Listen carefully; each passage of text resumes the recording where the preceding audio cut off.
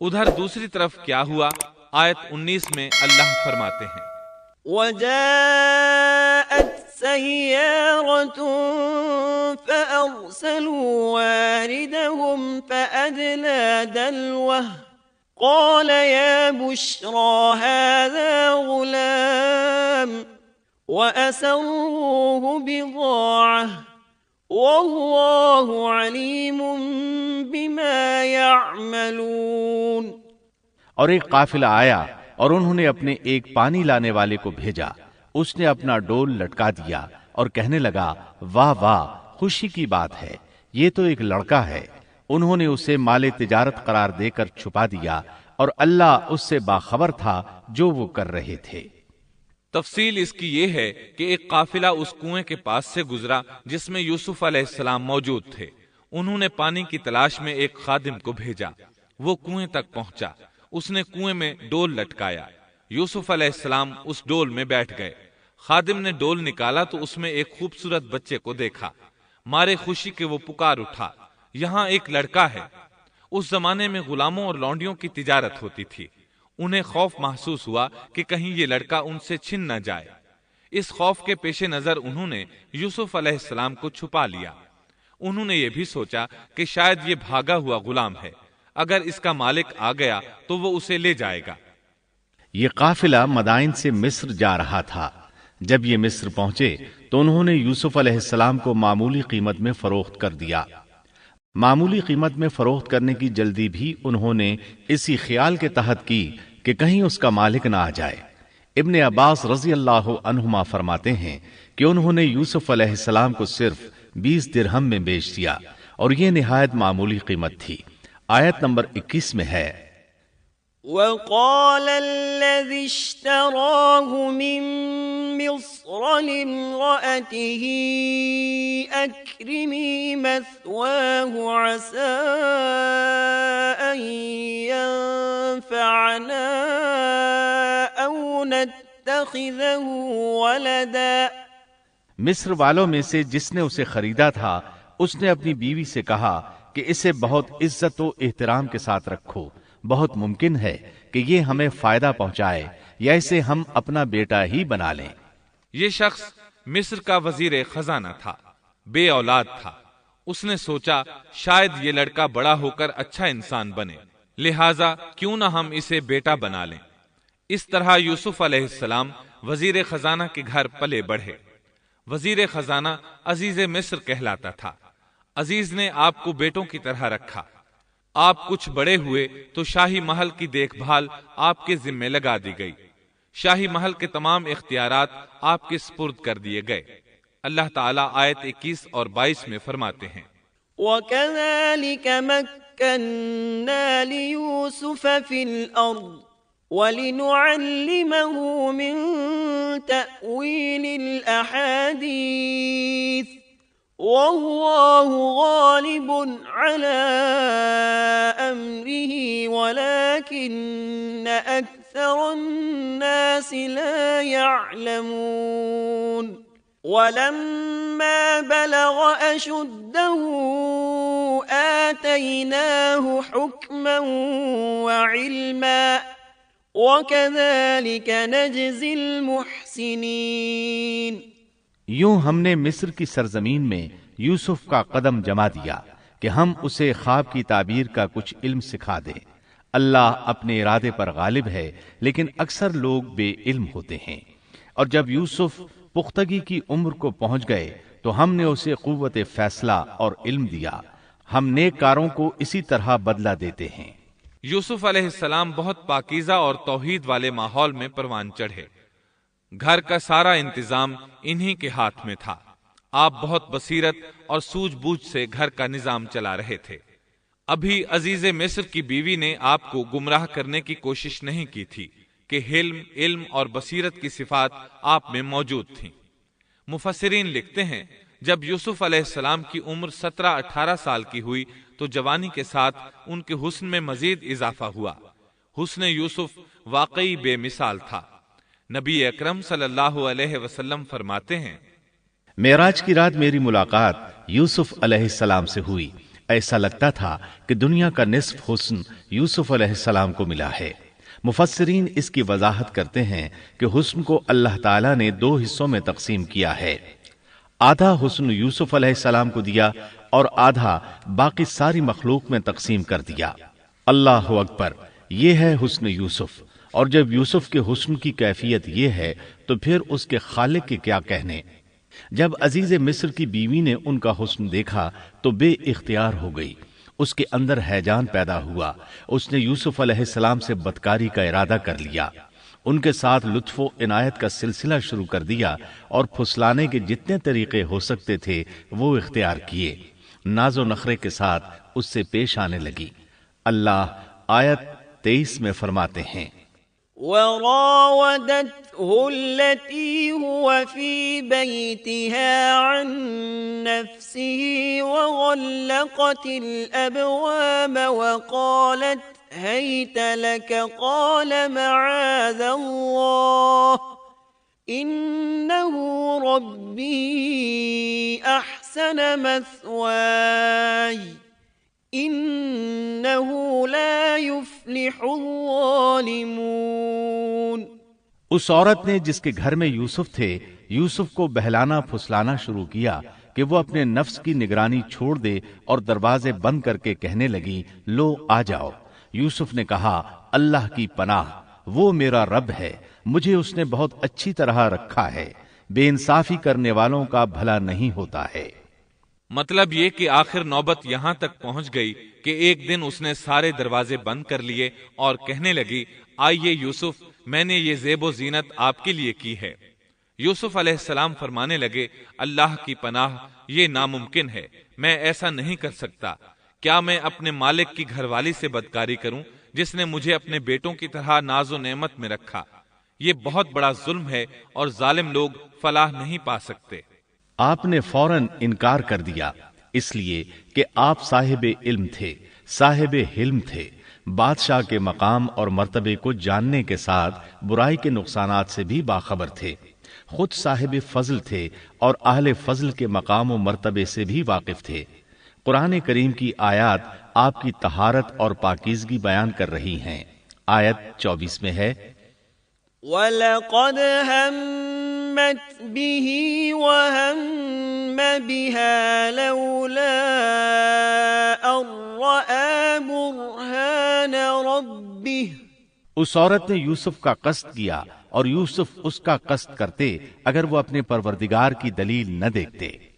یوسف علیہ السلام نے اس کا ارادہ نہیں کیا، یہاں تک کہ اللہ تعالیٰ کی مہربانی سے ان کے دل میں اس گناہ کا خیال تک نہیں آیا۔ اللہ تعالیٰ نے آخر آپ کو علم بھی دیا تھا اور حلم بھی۔ آپ بادشاہ کے مرتبے سے واقف تھے، نیک تھے، جانتے تھے زانی کبھی فلاح نہیں پا سکتا، بلکہ آپ نے تو فوراً کہہ دیا، اللہ کی پناہ، میں ایسا ہرگز نہیں کر سکتا۔ اتنی بڑی آزمائش میں ان کے دل میں خیال آنا ممکن تھا، جیسا کہ سخت گرمی اور پیاس کی حالت میں کسی کو ٹھنڈے پانی کا گلاس ملے تو دل میں پانی پی لینے کا خیال ضرور آتا ہے، لیکن پھر یاد آتا ہے کہ وہ روزے سے ہے۔ لیکن یوسف علیہ السلام کے دل میں تو اتنا سا خیال بھی نہیں آیا۔ اس کی وجہ یہ تھی کہ آپ نے اپنے رب کی دلیل دیکھی تھی۔ وہ دلیل کیا تھی، اس بارے میں مفسرین کے مختلف اقوال ہیں۔ بعض کہتے ہیں آپ نے جبرائیل علیہ السلام کو دیکھا، بعض کہتے ہیں آپ نے یعقوب علیہ السلام کو دیکھا، وہ انہیں انگلی کے اشارے سے منع کر رہے تھے۔ بعض نے لکھا ہے کہ آپ نے دروازے پر یہ لکھا دیکھا تھا، إِنَّهُ كَانَ فَاحِشَةً وَسَاءَ سَبِيلًا۔ بے شک زنا بڑی بے حیائی اور بہت ہی بری راہ ہے۔ بہرحال یہ مفسرین اور مورخین کے اقوال ہیں، اس بارے میں کوئی صحیح حدیث نہیں ملتی۔ اتنا ہے کہ آپ نے کوئی ایسی چیز دیکھی ضرور تھی جس کی بنا پر آپ کو خیال تک نہ آیا، اور برہان اللہ ہی کی طرف سے تھی، اس نے انہیں سوچنے بھی نہ دیا۔ اللہ آیت نمبر 24 میں فرماتے ہیں، كَذَلِكَ لِنَصْرِفَ عَنْهُ السُّوءَ وَالْفَحْشَاءَ إِنَّهُ مِنْ عِبَادِنَا الْمُخْلَصِينَ۔ اس طرح ہم نے انہیں اس برائی اور بے حیائی سے بچا لیا کیونکہ وہ ہمارے مخلص بندوں میں سے تھے۔ اللہ نے آپ کو صرف زنا سے نہیں برائی سے بھی بچا لیا۔ یہ اس بات کی دلیل ہے کہ آپ نے ارادہ تک نہیں کیا۔ پھر اسی آیت میں اللہ نے آپ کو اپنا برگزیدہ بندہ فرمایا، اور یہ ممکن ہی نہیں کہ کوئی انسان اللہ کے برگزیدہ بندوں میں سے بھی ہو اور پھر کفر بھی کرے، ہرگز ممکن نہیں۔ انبیاء ایسی باتوں سے پاک رہتے ہیں۔ عزیز مصر کی بیوی نے اصرار کیا، آپ کو مجبور کیا اور لگی چمٹنے تو یوسف علیہ السلام وہاں سے بھاگے۔ عزیز کی بیوی آپ کے پیچھے بھاگی۔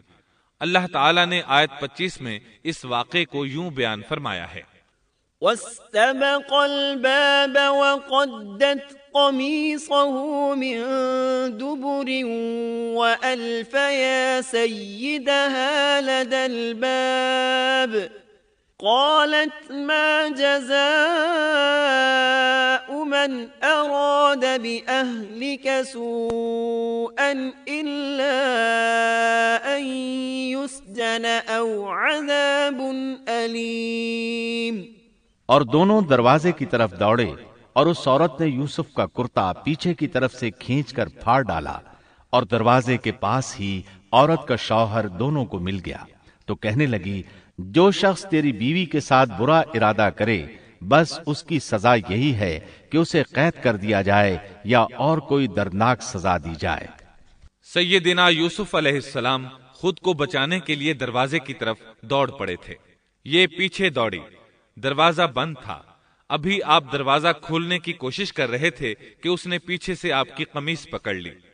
جھٹکا جو لگا تو قمیص پیچھے سے پھٹ گئی۔ اسی دوران دروازہ کھل گیا اور عزیز مصر اندر داخل ہوا۔ اس نے یہ منظر اپنی آنکھوں سے دیکھا کہ اس کی بیوی زیب و زینت کے ساتھ بند سنور کر یوسف علیہ السلام کے بالکل پیچھے کھڑی ہے۔ اسی وقت اس نے خود کو الزام سے بچانے کے لیے کہہ دیا، جو تیری بیوی کے ساتھ برائی کا ارادہ رکھتا ہے اس کا کیا بدلہ ہے؟ پھر خود ہی کہنے لگی اسے قید خانے میں بند کر دینا چاہیے۔ ایسا اس نے اس لیے کہا کہیں وہ یوسف علیہ السلام کو قتل نہ کر دے۔ ادھر یوسف علیہ السلام نے بھی فوراً اپنا دفاع کیا اور کہا میں مجرم نہیں، بلکہ یہ ساری کارستانی اس کی اپنی ہے۔ آیت 26 اور 27 میں ہے، قال هي راودتني عن نفسي وشهد شاهد من أهلها إن كان قميصه قد من قبل فصدقت وهو من الكاذبين وَإِن كَانَ قَمِيصُهُ قُدَّ مِن دُبُرٍ فَكَذَبَتْ وَهُوَ مِنَ الصَّادِقِينَ۔ یوسف نے کہا یہ عورت ہی مجھے پھسلا رہی تھی، اور عورت کے قبیلے ہی کے ایک شخص نے گواہی دی کہ اگر اس کا کرتا آگے سے پھٹا ہوا ہو تو عورت سچی ہے اور یوسف جھوٹ بولنے والوں میں سے ہے، اور اگر اس کا کرتا پیچھے کی جانب سے پھٹا ہوا ہو تو عورت جھوٹی ہے اور یوسف سچوں میں سے ہے۔ یہ گواہ کون تھا؟ اس بارے میں دو قسم کی روایات ہیں۔ پہلی روایت یہ ہے کہ وہ دودھ پیتا بچہ تھا۔ اس نے کہا کہ اس عورت نے بہکایا ہے اور یہ اللہ کا معجزہ تھا۔ دوسری روایت یہ ہے کہ عزیز مصر کے ساتھ اس کا چچا زاد تھا۔ اس نے کہا قمیص دیکھو کہاں سے پھٹی ہے، پیچھے سے پھٹی ہے تو یوسف سچے، اور آگے سے پھٹی ہے تو پھر وہ سچی ہے، یوسف جھوٹے ہیں۔ آیت نمبر 28 میں آتا ہے، فَلَمَّا رَأَى قَمِيصَهُ قُدَّ مِن دُبُرٍ قَالَ إِنَّهُ مِن كَيْدِكُنَّ إِنَّ كَيْدَكُنَّ عَظِيمٌ۔ سو جب خاوند نے دیکھا کہ یوسف کا کرتا پیٹھ کی جانب سے پھٹا ہوا ہے تو صاف کہہ دیا کہ یہ تو عورتوں کی چال بازی ہے، بے شک تمہاری چال بازی بہت بڑی ہے۔ سید قطب کہتے ہیں عزیز مصر ان لوگوں میں سے تھا جن کے نزدیک شرف کی کوئی قیمت نہیں تھی۔ اگر اس میں غیرت ہوتی تو اس کا خون کھولتا، وہ عورت پر برہم ہوتا، لیکن اس نے غصے کے بغیر کہا۔ آیت 29 میں ہے، یوسف اعرض عن هذا واستغفری لذنبک إنك كنت من الخاطئين۔ یوسف اب اس بات کو جانے دو، اور اے عورت تو اپنے گناہ سے توبہ کر، بے شک تو گناہ گاروں میں سے ہے۔ اس کے علاوہ اس نے کوئی اور بات نہ کی، یہاں تک کہ یوسف علیہ السلام کو گھر ہی میں رہنے دیا، جدا بھی نہ کیا۔ لیکن پھر یہ خبر شہر میں آگ کی طرح پھیل گئی، عورتیں طرح طرح کی باتیں کرنے لگیں، لوگ عزیز مصر کی بیوی کو تانے دینے لگے۔ آیت 30 میں ہے، وقال نسوة في المدينة امرأة العزيز تراود فتاها عن نفسه قد شغفها حبا إنا لنراها في ضلال مبين۔ اور شہر کی عورتوں میں چرچا ہونے لگا کہ عزیز مصر کی بیوی اپنے جوان غلام کو اپنا مطلب نکالنے کے لیے بہلانے پھسلانے میں لگی رہتی ہے، اس کے دل میں یوسف کی محبت بیٹھ گئی ہے، ہمارے خیال میں تو وہ سری گمراہی میں ہے۔ یہ چرچا ہونے لگا کہ عزیز مصر کی بیوی ایک غلام کے ساتھ برائی پر تل گئی، اگر کسی آزاد کے ساتھ ایسا کرتی تو معاملہ اور تھا، غلام سے محبت کر بیٹھی، یہ تو اس نے بے وقوفی کی انتہا کر دی، اس طرح اسے خوب برا بھلا کہا گیا۔ یہ خبر عزیز مصر کی بیوی تک بھی پہنچ گئی۔ آیت 31 میں ہے، فلما سمعت بمكرهن أرسلت إليهن وأعتدت لهن متكئا وآتت كل واحدة منهن سكينا وقالت اخرج عليهن فلما رأينه أكبرنه وقطعن أيديهن وقلن حاش لله ما هذا بشرا إن هذا إلا ملك كريم۔ اس نے جب ان عورتوں کی پرفریب مکارانہ باتیں سنی تو انہیں بلوا بھیجا اور ان کے لیے ایک مجلس مرتب کی، اور ان میں سے ہر ایک کو چھری دی اور کہا، اے یوسف ان کے سامنے چلے آؤ۔ ان عورتوں نے جب اسے دیکھا تو بہت بڑا جانا اور اپنے ہاتھ کاٹ لیے، اور زبان سے نکل گیا کہ اللہ کی پناہ، یہ انسان تو ہرگز نہیں، یہ تو یقیناً کوئی بہت ہی بزرگ فرشتہ ہے۔ وضاحت اس کی یہ ہے کہ اس عورت نے اپنے گھر میں ایک دعوت کا انتظام کیا، تمام عورتوں کو اس دعوت میں بلایا، دعوت کا انتظام اس طرح کیا کہ سب کے لیے ایک تکیہ لگایا، پھل سامنے رکھے اور ہر ایک کو ایک ایک چھری تھما دی، ساتھ ہی یوسف علیہ السلام سے کہا کہ مجلس میں آ جائیں۔ جب یوسف علیہ السلام آئے تو وہ انہیں دیکھ کر مبہوت رہ گئیں، ان کے حسن سے اس قدر متاثر ہوئیں کہ اپنا ہوش نہ رہا اور پھلوں کے بجائے اپنے ہاتھ کاٹ ڈالے، لیکن اس کا انہیں احساس تک نہ ہوا۔ سبحان اللہ، کیا حسن تھا جس کی وجہ سے انہوں نے اپنے ہاتھ کاٹ لیے اور خبر تک نہ ہوئی۔ کہنے لگیں، یہ تو کوئی فرشتہ معلوم ہوتا ہے، انسان اتنا خوبصورت کیسے ہو سکتا ہے؟ آیت 32 میں ہے، قالت فذلكن الذي لمتنني فيه وَلَقَدْ رَاوَدتُّهُ عَن نَّفْسِهِ فَاسْتَعْصَمَ وَلَئِن لَّمْ يَفْعَلْ مَا آمُرُهُ لَيُسْجَنَنَّ وَلَيَكُونًا مِّنَ الصَّاغِرِينَ۔ اس وقت عزیز مصر کی بیوی نے کہا، یہ ہے وہ جس کے بارے میں تم مجھے تانا دے رہی تھی، میں نے ہر چند اس سے اپنا مطلب حاصل کرنا چاہا، لیکن یہ بال بال بچا رہا، اور جو کچھ میں اس سے کہہ رہی ہوں اگر یہ نہ کرے گا تو یقیناً یہ قید کر دیا جائے گا، اور بے شک یہ بہت ہی بے عزت ہوگا۔ یہ آیت اس بات کی واضح دلیل ہے کہ یوسف علیہ السلام نے برائی کا ارادہ نہیں کیا تھا۔ پھر بات یہیں پر ختم نہیں ہو گئی، بلکہ تمام عورتیں یوسف علیہ السلام پر ٹوٹ پڑیں۔ ان میں سے ہر ایک کی خواہش تھی کہ یوسف علیہ السلام اس سے محبت کریں اور بے حیائی کا ارتکاب کریں۔ اپنی عزت اور شرف کو انہوں نے خاک میں ملا دیا، یوسف علیہ السلام کے حسن پر فریفتہ ہو گئیں۔ اس کیفیت کو دیکھ کر یوسف علیہ السلام نے اپنے رب سے دعا کی۔ آیت 33 اور 34 میں آتا ہے، قال رب السجن احب الي مما يدعونني اليه وإلا تصرف عني كيدهن أصب إليهن وأكن من الجاهلين فاستجاب له ربه فصرف عنه كيدهن إنه هو السميع العليم۔ یوسف نے دعا کی کہ اے میرے پروردگار، جس بات کی طرف یہ عورتیں مجھے بلا رہی ہیں اس سے تو مجھے جیل خانہ بہت پسند ہے۔ اگر تو نے ان کا مکر و فریب مجھ سے دور نہ کیا تو میں تو ان کی طرف مائل ہو جاؤں گا اور بالکل نادانوں میں جا ملوں گا۔ اس سے ظاہر ہوا سب عورتیں یوسف علیہ السلام کو اپنی طرف متوجہ کر رہی تھیں۔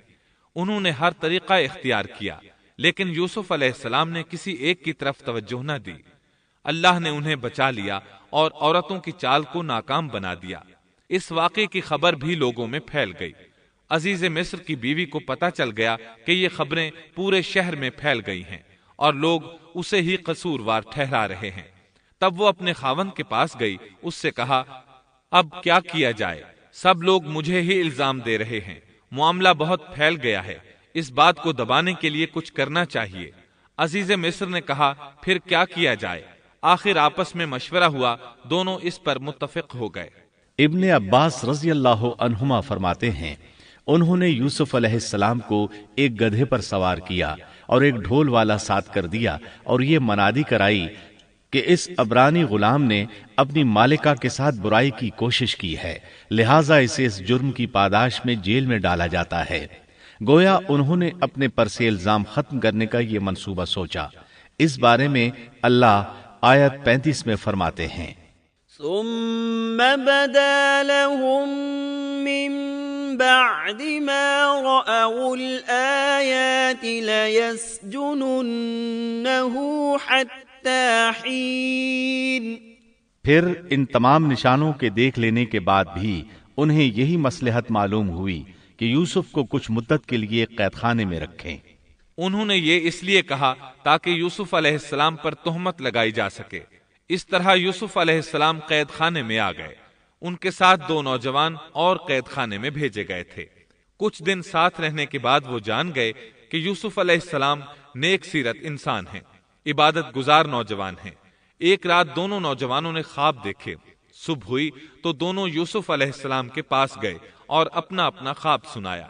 قرآن کریم آیت 36 میں اس کو یوں بیان کرتا ہے، قال احدهما انی ارانی اعصر خمرا وقال الآخر انی ارانی احمل فوق رأسی خبزا تأکل الطیر منه نبئنا بتأویلہ انا نراک من المحسنین۔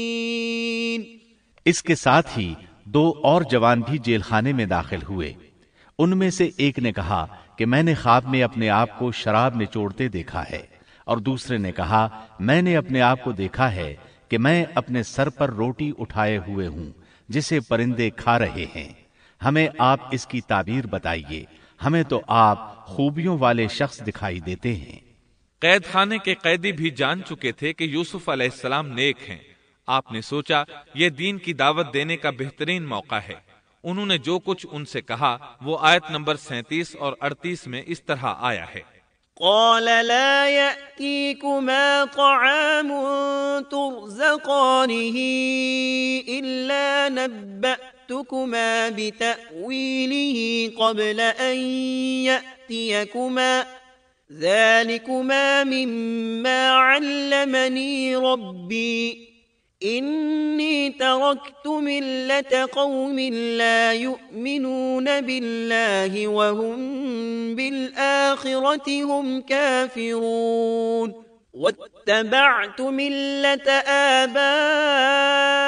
آبائي وإبراهيم وإسحاق ويعقوب ما كان لنا أن نشرك بالله من شيء ذلك من فضل الله علينا وعلى الناس ولكن أكثر الناس لا يشكرون۔